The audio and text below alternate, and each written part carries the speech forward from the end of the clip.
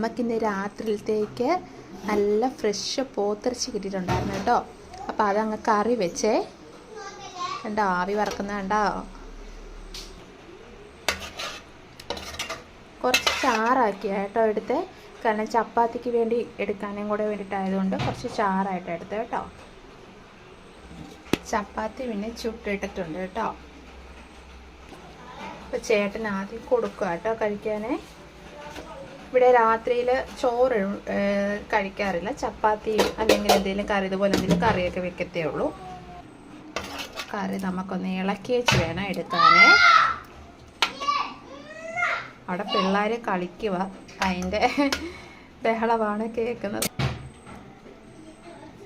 നിങ്ങളൊക്കെ രാത്രി എന്താ ചോറാണോ ചപ്പാത്തിയാണോ അല്ല ഇതുപോലെ എന്തെങ്കിലുമൊക്കെയാണോ കഴിക്കുന്നതെന്ന് കമൻറ്റ് ചെയ്യണേ.